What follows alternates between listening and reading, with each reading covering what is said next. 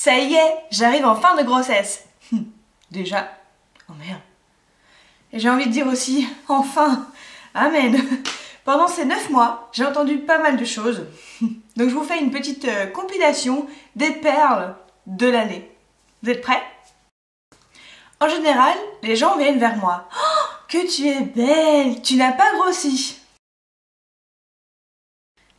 Non, non, juste 13 kilos, 2 tailles de pantalon. Ah oui, même mes chaussettes me font les marques. En fin de journée, tout va bien? La taille du ventre est souvent commentée. Trop petit, invisible, quand soudain... Oh mon Dieu, mais tu vas éclater, c'est pour quand? Dans 3 mois. Tout va bien? C'est normal? Vous avez aussi des gens qui vont vous interpeller dans la rue. Ah, votre ventre est pointu, c'est un garçon. Non madame, c'est une fille. Je le savais. Ça se voit à la forme de votre ventre. Ok. Justement, votre ventre, c'est bien simple. On ne vous regardera plus dans les yeux, mais dans votre ventre, qui va agir comme un talisman. Tout le monde, j'ai bien dit tout le monde, va vouloir le toucher, surtout à la fin de votre grossesse. Perso, si je vous connais, ça ne me dérange pas, mais si je vous vois 4 fois par an, c'est un peu différent. Mais je devrais tenter de vous dire bonjour en vous touchant le ventre. Peut-être que vous aimerez.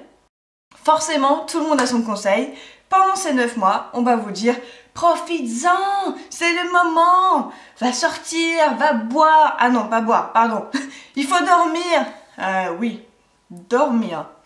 C'est un peu compliqué quand votre vessie vous réveille à 11h, 1h, 3h, 5h, quand vos hormones vous disent « Attention, bébé va arriver, comment je vais faire à l'accouchement ?» Ah mince, il est 3h30 du mat, je ne dors pas. Et quand vous avez enfin réussi à trouver un peu de sommeil, bébé bouge et vous tape dans les côtes, ça fait bien mal. Voilà, vous êtes réveillé.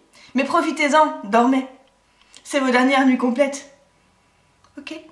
Bon, j'ai aussi omis de vous parler de la crampe que vous allez avoir au mollet en pleine nuit parce que vous avez trop marché ou des douleurs aux jambes. Quoi d'autre? Je ne sais pas.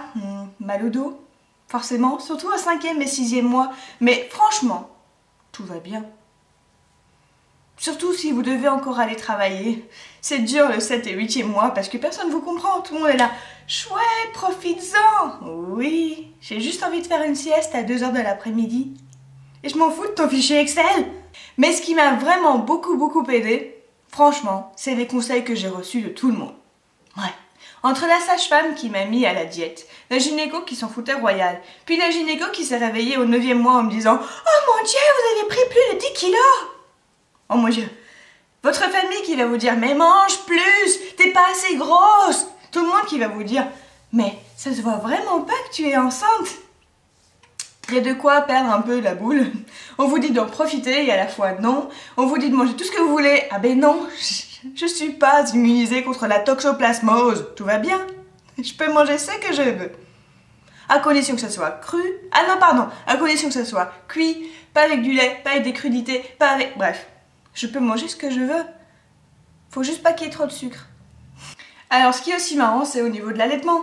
On va vous dire, ah, il faut allaiter jusqu'à 2 ans. Non, jusqu'à 6 mois. Non, jusqu'à 4 mois. Quoi? Tu vas allaiter, mais le biberon, c'est mieux. Tu le bourres de céréales et comme ça, le bébé, il va faire dodo toute la nuit. On ne sait pas quoi faire. Ou alors, on vous dit, tu veux allaiter, mais tu ne vas pas y arriver. Ton lait, il sera insuffisant. Oh merde.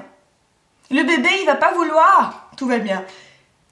En grossesse, franchement, prenez votre choix, faites votre choix. Mais ne vous en faites pas. On verra bien au moment venu, non? Non.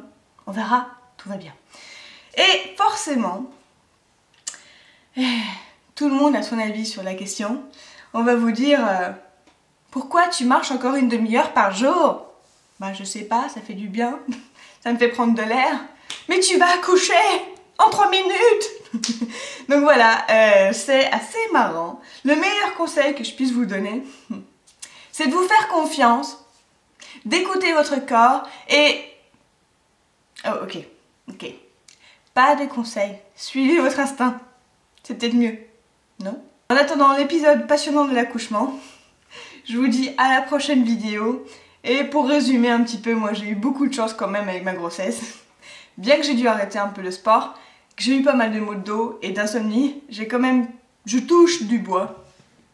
Parce que je n'ai pas connu les jambes lourdes, je n'ai pas connu les hémorroïdes, je n'ai pas connu les troubles gastriques, ni les reflux gastriques. Franchement, c'était fun. Mais je le referai pas 20 fois. Non, non. Allez, ciao! N'hésitez pas à vous abonner, à aimer et à commenter.